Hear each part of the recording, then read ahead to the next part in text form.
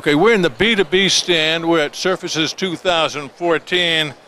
I'm with RFMS, an RFMS representative, David Marshello, and also Tom Cunningham, who is the owner of DeSitter Flooring out of Bolingbrook, Illinois, who is a user of B2B. And gentlemen, it's great to have you on the program with us. Well, thank you for having us. We're looking forward to having a good conversation. Now, let me ask you first, there's been many changes that have taken place. In fact, every time I talk about B2B, there's a whole flock of new changes, new software, new things. Talk about what the latest and the hottest is. Well, the latest thing we've been working on as a group has been what we call web services, and that's going to allow a dealer to have an immediate access to a supplier like Shaw or Mohawk or one of their distributors, where they could know immediately if a product is in stock by pressing a button. They would know if that stock, what the die lots were. They would know what the trim pieces that go with that. And we're even working on right now doing a price check. So you would know what the price you're going to pay for the material before you even order it. Now, one thing that I've talked about, and I've been interviewing people about the whole B2B project as long as it's been around, which I don't know what that is. I don't remember, 10, 12, maybe more years, probably more years. You've been on B2B since when? Since about the beginning? David, we started in about 2002, 2003. And at that time, our business was growing quite a bit, and we're just looking for every avenue we could, everything possible to streamline. And we decided that, well, actually at that time, with our, we had a kind of our own in-house software package for order generation. This was stuff you just wrote yourself? Yeah, we wrote it ourselves. And we'd actually started using RFMS back in about 1994. And we'd been growing quite a bit, and we saw that we were generating a lot of paperwork. So it was at that time we decided, look, we're gonna go all in with RFMS. And the term that we say we'd become disciples of RFMS. And since we did that, we've never looked back, and a big part of that was really to take advantage of RFMS was to incorporate and use the product file, and it really is we look at it as really the core component to RFMS to really take advantage of the software. You got to make the time commitment and have someone in the organization just get behind it and make and run with it, and that's what we did. One thing I've asked a lot of times is critical mass. When you think the bulk of business will be conducted through B2B in this industry, it seems like it's slower than a lot of people had hoped. Well, that's a great question, and of course, during the downtown we had a few years ago, there was very little investment going on with the B2B program. But this last year, in 2013, we added 7 more B2B vendors. So we're up to 30 now that can do B2B, and we're working with several more. So we'll be in the mid-30s here pretty soon. And that started with the humble beginnings of 3 about 10 years ago, which was actually the Shaw, Mohawk, and Boyu. So it's slowly getting traction. For example, just in the tile side alone, it was just Dow Tile for 4 or 5 years. Now we've got Emser Tile, Florida Tile, the Marazzi family's coming on, and I think we're going to start working with the Inner Ceramic pretty soon. So there's a huge growth right there and just with the tile folks. So that's important. You've got to have enough suppliers so that dealers can connect to them, and that way they can get like 80% of their products and their prices electronically. So it's very important to have a big supplier base.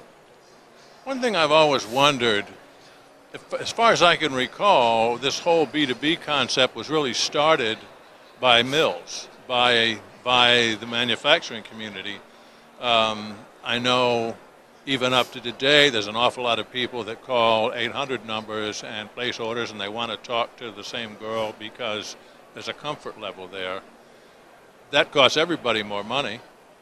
And yes, I'm wondering, wouldn't it be an interesting concept to give people discounts if they did business by B2B, and wouldn't that cause critical mass to take place a little bit faster? Well, yeah, you won't get any argument from me on that. Yeah, that it saves everyone time and money. And some measure, some discount would make great sense to get more dealers involved. But just the efficiencies of it it pays for itself. You have to, as I said earlier, you have to commit to it. Yeah, there has to be someone in the organization to get behind it and get the products in the system. Right now, you said something earlier. You said you decided to go whole hog into it. yes. What were you doing before then? And talk about the change that you caused on the inside. Wow. Okay. There's been so many changes with the product file. Well, we did everything. When you entered a product into the system, many times it went into the system under different names, and the analogy or a comparison is when you went to an auto parts shop back in the 70s or 80s, and say you needed a tail light for your Chevy, your Nova, what have you, and the guy would say, "Well, let me check to see if I have that," and you'd turn his back and you'd go to the big product catalog, right? We can all picture that, and he'd go through the pages and he'd say, "Well, yeah," and then he'd go to the back room to see if he has it. And all the time that's wasted, and business is about time and efficiencies, isn't it? We have to do things quickly. So the advantages to the product file, well, first of all, each widget is called the same thing. Every tile is called the same thing, a piece of carpet. So at the end of the year, we can quickly find out how many units did we sell. And that's so important for inventory management. For a salesperson to assemble an order, they can do it very quickly because everything comes up from the product file. Again, they can generate more business. A salesperson can generate more business because the order generation process is quicker. When you're on the phone and you're placing, you can just simply press the red phone and it appears on the screen and the order goes right through and you get a confirmation. That's fast. It's good for purchasing because the name that you send to the manufacturer is a name that's in the system, that they have in their system. So the wrong product isn't shipped. Boy, that's just a few of the advantages. With RFMS, the product file is in the center, David, right, of the menu. And what I have told our salespeople, the people in our organization, is that it's at the center because it is the center of RFMS. It is that important. And I think I've touched on a few of the advantages, but there are more.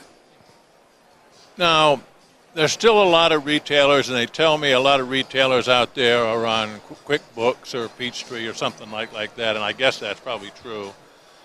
The most recent additions to B2B, do you think that's incentive to get a lot of people to make that jump that they've been hesitant to make up to this point?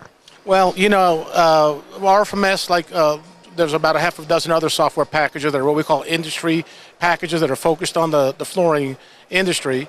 More and more dealers have gravitated to that, over the last 10 years because we can process an order for a floor covering dealer, as Tom said, very efficiently. We're like an enterprise system that we can take it from the order to the purchase order to receiving the inventory to then releasing the inventory to go out the door and track it every step of the way using a standardized SKU or part number, as Tom referred to. Whereas if you're in a more of a generic package like a QuickBooks, what we find when we get quite a few people that come to us from QuickBooks, by the way. About a third of our new clients are former QuickBooks users. And they really wind up doing everything in paper, and then when the job is done, then they hand it to the back office and say, now put it in QuickBooks. So they have no real tracking, and they really don't have a true inventory system, and they have very little visibility, and all they know is at the end of the month, okay, they got this much processed, but all done at the tail end of the process, not a true... And it's too late to really know what's going on. Exactly. Exactly. You know at the end what you made, whereas in our system, you can tell at any point, you can click on a button and say, what's my gross profit right now on the job? So, last question. You've been on this system for an awfully long time. What would your estimation be as to the money that you've made by virtue of doing this, or the expenditures you haven't made by virtue of being on something like this? Yeah. And I realize that's a stab in the dark kind of a question. Well, you know, our industry and the retail flooring industry or commercial, with reasonable officer salaries, our net profit margins, I mean, if they're 0 or 1, 2, 3, 4, 5%, 6%, depending on how well you're running your business. And I